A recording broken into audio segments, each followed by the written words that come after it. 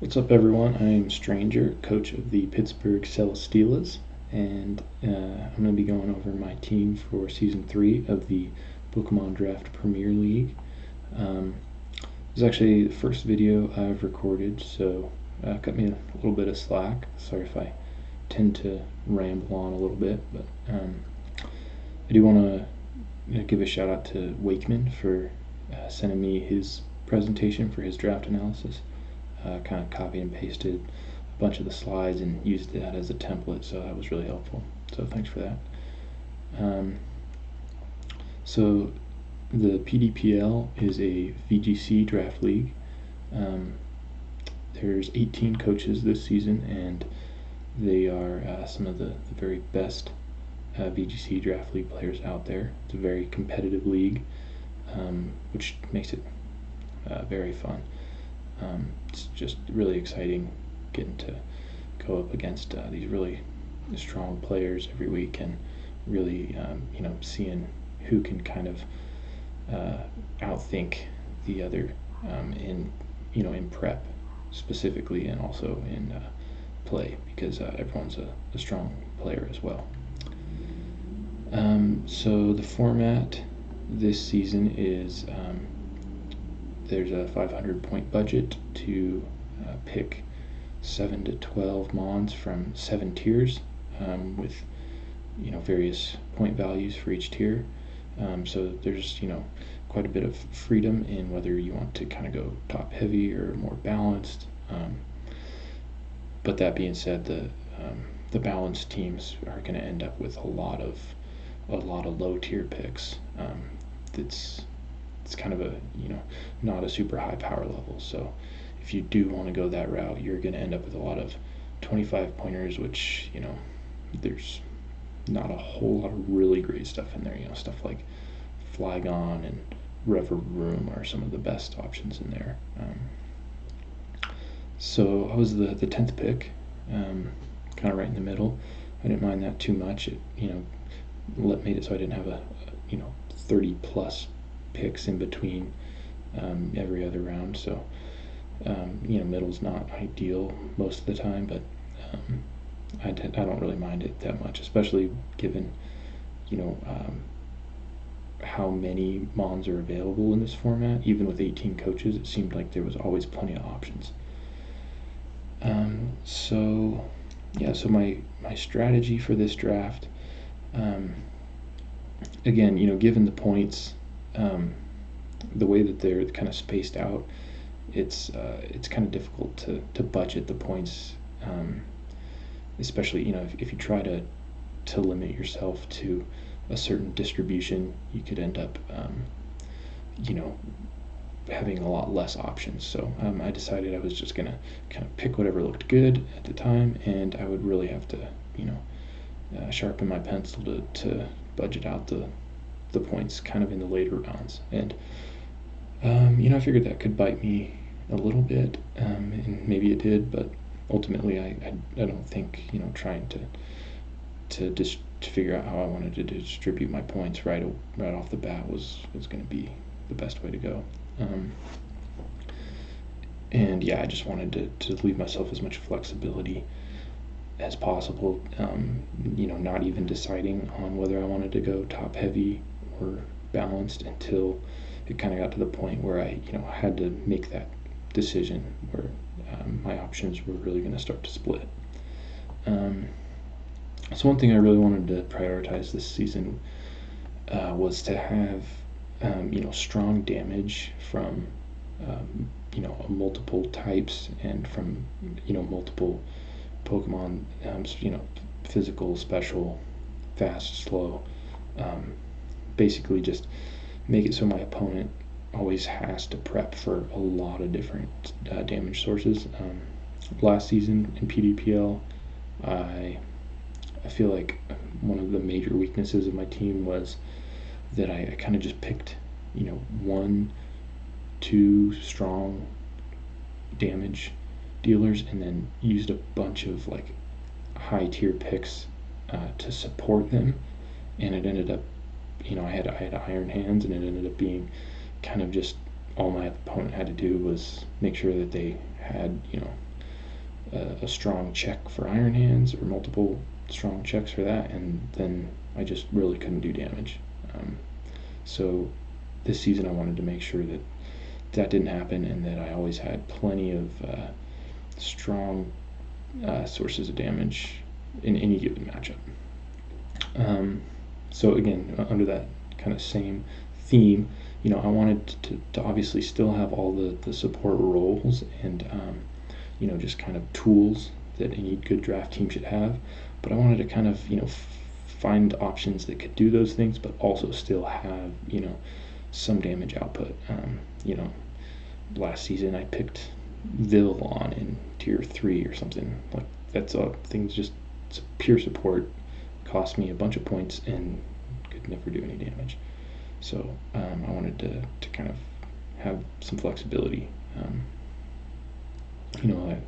Some of the things that I always look for is fake out, intimidate, redirection. I used to not really worry too much about redirection, but I think in this format it's just really nice. Terra just makes it so that you can always either Terra your damage dealer, or you can Terra your redirector. So it gives you kind of multiple ways to work around super effective damage. Trick Room, you got to have it on every draft team, even if it's not to set your own Trick Room, but you always got to have the option to kind of counter it. Tailwind, not too difficult with all the Pokemon that get Tailwind. There's no reason not to have it. Knockoff, especially given my first round pick, I kind of started to prioritize that a lot more later on. And yeah, just a bunch of other utility. I always want to have at least one or two options that can set up. It just gives another dimension to the team and something else to prep for. So speed tiers. It's always nice to have a wide range of speed tiers, and I found kind of recently that I feel like personally I prefer to take like really high tier Pokemon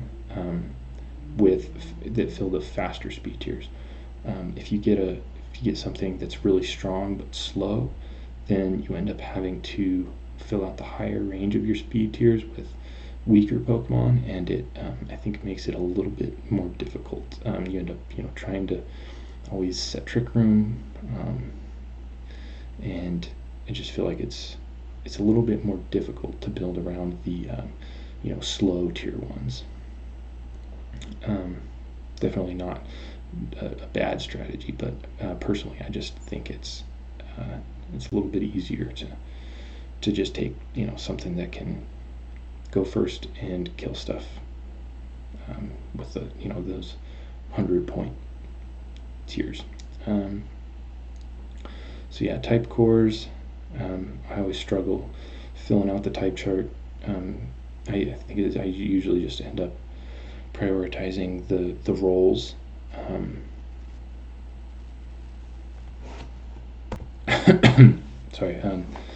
Usually end up prioritizing the roles more than the type cores, and it usually ends up kind of being a scramble to fill out those type cores with the lower tiers, and sometimes that can be a problem because you end up having your ground type be a 5-point NFE that you're never going to even bring, which you'll see later on is kind of what happened. And then I wanted to try to find some good value picks in the lower tiers to avoid snipes in this league. These coaches are really good at drafting, and they know that if you want to get the good value picks from the lower tiers, you got to take them early. So if you just kind of go from top to bottom, you're going to end up kind of much more limited when you get to those lower tiers. So I didn't want to just go really all out and just take a 25 pointer in round 1 or anything crazy like that, but just always kind of making sure to look at is this value pick going to still be around. So being the 10th pick, I figured some of the very best stuff might not be available, but a lot of people don't take tier 1s in the first round, so I figured I'd probably have a lot of options still when it got to me. The main Pokemon I wanted with my first pick was Ogerpon Hearthflame. I just think the immediate damage you can get with the Terra giving you that attack boost, and just being able to nuke things turn 1 or whenever you want just by clicking that Terra button, I think is really powerful. Makes it really easy to build around, and you still get the utility, follow me, just a really good option. My second choice actually was Urshifu Rapid Strike. I think Ogerpon Wellspring is overall really strong, but I just think that for your tier 1, it's a really good utility mon, but it doesn't offer the immediate damage that I was kind of looking for from my tier 1. But Urshifu does do that, and that is what I ended up getting. If I didn't get one of these 3, I think I would have maybe even looked to take a tier 2 with my first pick, but luckily I was able to get Urshifu Rapid Strike. So yeah, I'm really happy with this pick. Obviously, we all know what this thing does. It hits through Protect, Surging Strikes, crits, breaks Focus Sashes, ignores Intimidate, Reflect, Defense boosts, and it just offers a ton of immediate damage.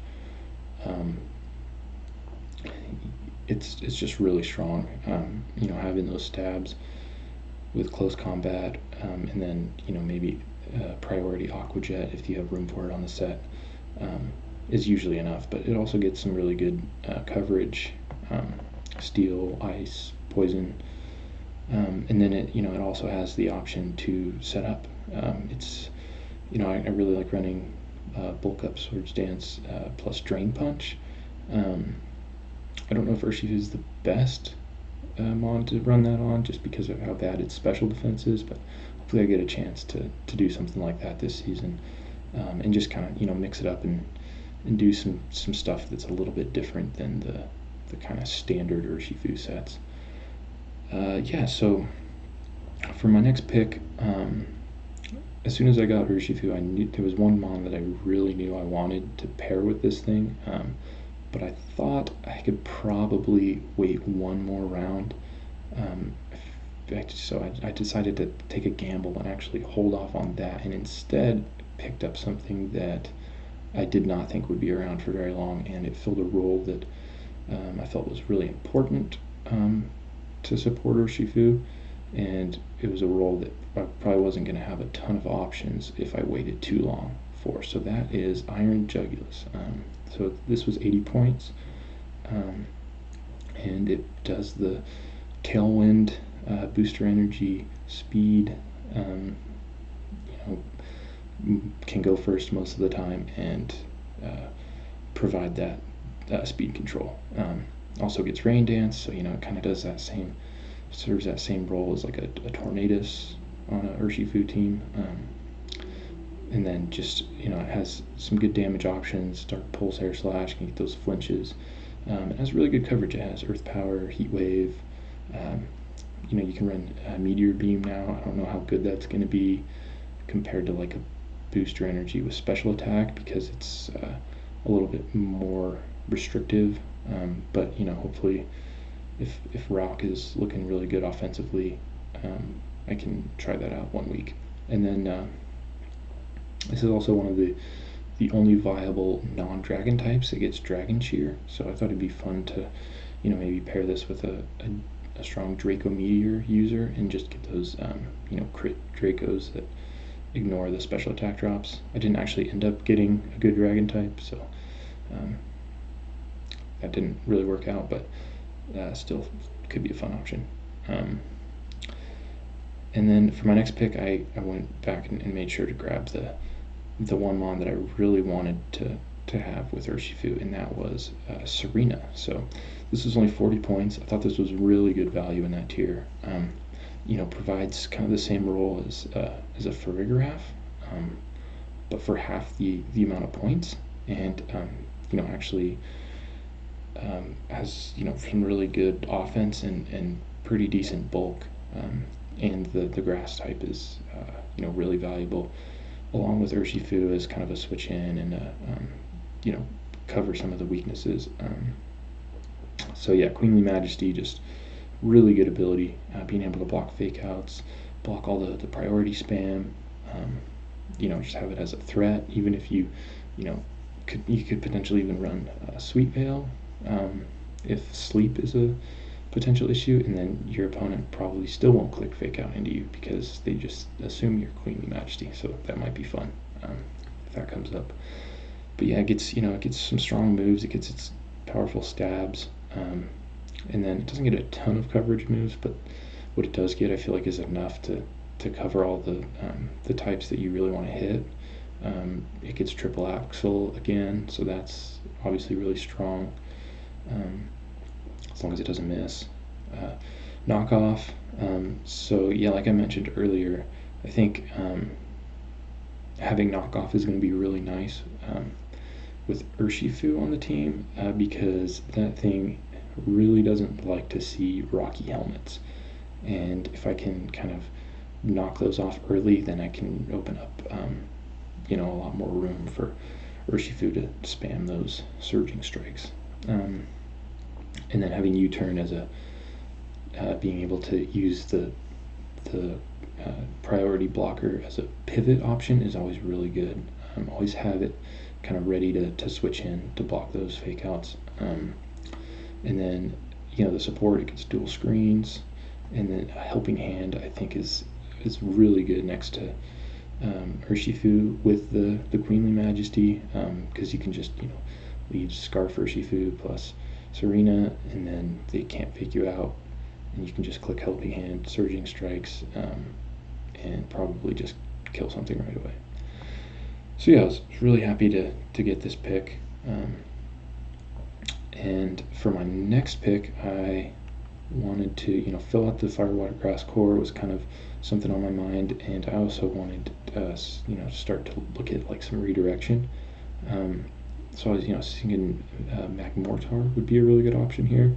That ended up getting picked up before I was able to get it.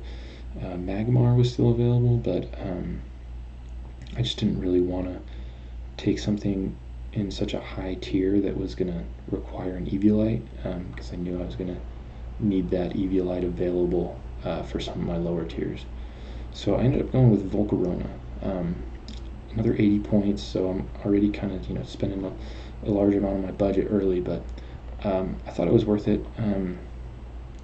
Being able to have that Rage Powder plus Flame Body is really good, similar to what Magmortar can do. And then again, just having a support piece that can also do a ton of damage if I want to run it that way. I can run Rage Powder, Will-O-Wisp, Struggle Bug, Tailwind, and then just always have like Overheat on there to just still be able to nuke something even without hardly any special attack investment. And then it also gives me a really good damage option and a good setup option with Quiver Dance. I don't love the typing. I don't love the 4x weakness, especially on a 80 point mon. I usually try to avoid those 4x weaknesses on higher tiers. But I guess Rock isn't really the worst, since the coverage options are usually like Rock Slide, and that's not a very strong move. And if they're running Rock Slide, they're not running something else that could be more threatening to something else on my team. So and you can always tear out of it. So I feel like it won't be the end of the world to have that 4x weakness most of the time. For my next pick, I wanted to, still kind of thinking about sources of offense and, filling out those strong parts of the type chart. So I ended up going with Sylveon. So yeah, we all know what Sylveon does. It clicks Hyper Voice. Don't really need to say too much else. You can run Specs, you can run Calm Mind, whatever you do, it's basically just a way to get into a position to spam those fairy type spread moves. It doesn't really get too much coverage. It's like Shadow Ball and Terra Blast is basically all you have to work with. So yeah, definitely a one-trick pony here, but I think it serves its purpose, and it performs its role very well. So I'm glad to have some fairy type offense for sure, and it gives me a little bit of a bulkier option, and something in a lower speed tier to kind of work around Trick Room or perform in Trick Room. So for my next pick, I went with Luxray. So I noticed at this point that my Firewater Grass core is all weak to flying, and I felt Luxray really helped patch that up as a switch into flying types that also can provide Intimidate support. And the one thing I really like about Luxray, especially on this team, is the kind of slow Volt Switch plus Intimidate combo. There's not a lot of Intimidators that get pivot moves, so being able to bring it in, Volt Switch out, bring it back in, it works well with the other moms on my team that also really like to pivot. So I feel like this thing will provide a lot of utility for me. It also gets Guts. You can run Terra Normal Facade with Guts. That's always a really strong option.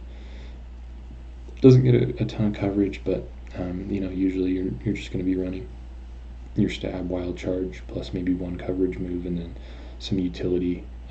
Electro Web's really nice. Snarl, Eerie Impulse, Helping Hand. All of these are good options. And again, it's got a strong attacking stat, so it can always be threatening some damage no matter what. So at this point in my draft, I had like 100 points left, and I'd already picked 6 Pokemon, so I kind of had to make that choice. That do I want to try to balance the rest of my points and fill out my type charts? I always have 9 or 10 strong options to choose from every week, depending on what's strong, or do I want to just take something else that I know I can bring every week? And I still had a lot of roles I wanted to fill. I was still missing Fake Out at this point, and that's kind of ultimately what swayed my decision. Is I didn't want to take a low tier Fake Out, because I knew I was probably going to want to have Fake Out almost every single week, so I didn't want to always have to bring a normal type Persian every week. So what I ended up doing is going with Monkey Dory. So I spent 60 points here, really kind of locked in that top heavy draft with this pick. But again, the idea that I have a Fake Out user that I can bring pretty much every week and feel good about. The combination of Fake Out and Parting Shot makes it another good pivot. Again, kind of leaning into that ability of my team to pivot around. And once again, having a Fake Out option that provides a lot of good damage if I need it. Even if I don't run a lot of investment, Sludge Bombs off of 130 base special attack are doing a lot of damage. So, and then the thing I really like about Monkey Dory on my team is the combo of Frisk plus Fake Out. Being able to lead it next to something like Urshifu and scout out Covert Cloaks, knowing exactly what I can click Fake Out into, and also scouting out those Rocky Helmets. Being able to see right off the bat what I can click Surging Strikes into without taking half of my health in the process is really nice. And then Toxic Chain is also a very good ability, and hopefully I can take advantage of that occasionally as well. Yeah, I mean, The moves that this thing gets are, it gets good stabs, but not a ton of great coverage. Really can't hit steel types to save its life, but other than that, it can do a lot. It's got some good utility moves with acid spray. It can run trick choice specs or trick choice scarf. I think it's a pretty good user for that. So yeah, hopefully get some good use out of this. I'm really excited to use Monkey Dory this season. So and having another faster option was kind of important at this point as well. So yeah, from here I had 40 points left, and I needed at least 3 more picks. So yeah, not a lot of options. I could either go 2 15s and 2 5s, or a 25 and 3 5s, which either way it's kind of getting the same thing. Maybe one more pick that might come occasionally, and a bunch of useless stuff. So I ended up going with Grumpig for my next pick. This actually was a Gothita originally, but I kind of was able to I talked to Otto about what I thought, what he thought would be a better option here, and he talked me into picking up Grumpig instead. I rewatched his semifinals match last season against C-Rad, and Assault Vest Grumpig pretty much like single-handedly won that set. It was kind of hilarious, but I think Grumpig's a much better option for the 15-point tier, not being required to run Eviolite, but still being able to provide some bulk. And the main thing I needed in this slot was Trick Room. I didn't have any Trick Room, which I was kind of worried about not being able to have a Trick Room setter that I could bring every week, just because it's always a nice option to have, whether I'm going up against a really fast team that wants to set Tailwind and I can flip that around, or just always having the ability to counter opposing Trick Room. Grumpig definitely isn't that, but hopefully I can kind of identify the weeks when that option is going to be really strong, and build the right set to deal with that. It also has a kind of a middling speed tier, so I can click Icy Wind as well, and then it's just a support piece. Snarl, Helping Hand, Encore, dual screens, but it also gets some coverage just to hit kind of some of the types that I need to be able to hit. So my next pick, at this point I basically had all the primary roles I needed to fill, and now I really wanted to focus on filling out that type chart, even though it's almost like it's kind of just too late. Whatever types you're missing, when you only have 30 points left or whatever, you're probably not gonna get a ton of use out of whatever you get next. But I feel like I did end up getting probably the best steel type in the 15-point tier, with Sliggoo. So I didn't have a steel or a dragon type at this point, and what I really wanted out of my steel type was mostly just something with a lot of bulk, kind of a bulky centerpiece, something I can always switch in to kind of help me stall out turns, reposition, whatever. It doesn't do a whole lot outside of that. Its best support moves are like Life Dew and Charm, but it does get Gyro Ball, and with that 40 base speed, there's definitely a chance, especially after setting up a curse or two, to do a ton of damage with Gyro Ball. And Draco Meteor is always a strong move, so hopefully I can find a way to use this once or twice. And also get Sap Zipper, which I think is kind of funny. You can pair that next to like Serena with whatever that grass type physical move is that hits the whole field. That could be kind of funny if I have a chance to pull that off. And then my last two picks were 5-pointers. I took Marstomp and Duskull. So Marstomp is, yeah, we probably don't even need to talk about that. It has wide guard. That's basically all. Yawn. That's all I really have to say about it.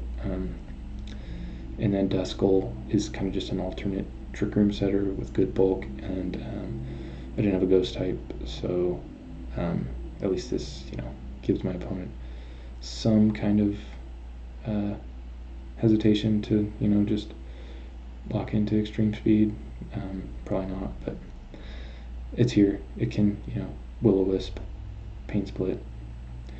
I might bring it once. Yeah, so anyway, that's the team. Overall, I'm pretty happy with it. It is definitely top heavy. In the PRs, they said that they thought it was very narrow, not just being top heavy, but also not having a ton of versatility. It's basically just 7 strongish Pokemon that kind of always do the same thing more or less. And I pretty much agree with that. It doesn't have a ton of different modes. It's basically just good stuff.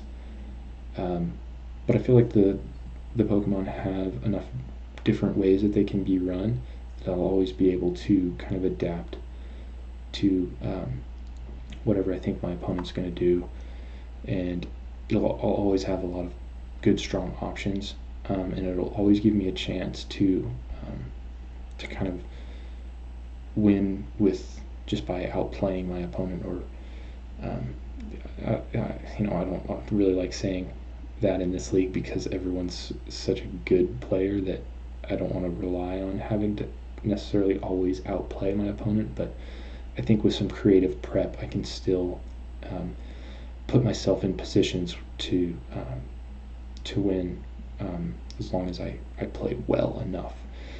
So yeah, I think the main thing I really like about my team is, if you look at the BST column, I managed to just get stuff with a ton of stats. Those top 7, not counting Grumpig, all have a BST over 500, and they all have an attacking stat over 120, other than Sylveon, but with Pixelate that basically is the same thing. So I definitely feel like I accomplished my goal of having a lot of good sources of offense, and they come from a lot of different types. There isn't really a whole lot of Pokemon that can resist damage from all of these offensive sources. Yeah, so overall, the speed tiers are not great. The booster energy on Iron Jugulus, kind of puts that 108 a little bit higher than just anything else that just had a 108 speed stat. But yeah, definitely not really looking too great on that higher end, and not looking too great on the lower end. Kind of a lot of stuff in between that 60 to 100 range. So I'll have to be careful with speed control. I'll have to make sure that I always have an option to kind of get that speed advantage, because I'm not really in a great spot to just be able to outspeed everything or set Trick Room and underspeed everything.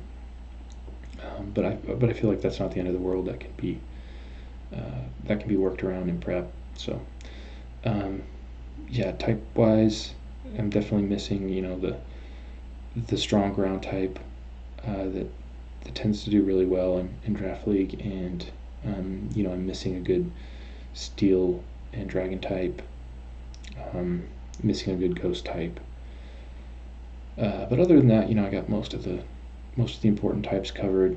I got the firewater grass core that are that's a core of good mons that I can bring every week.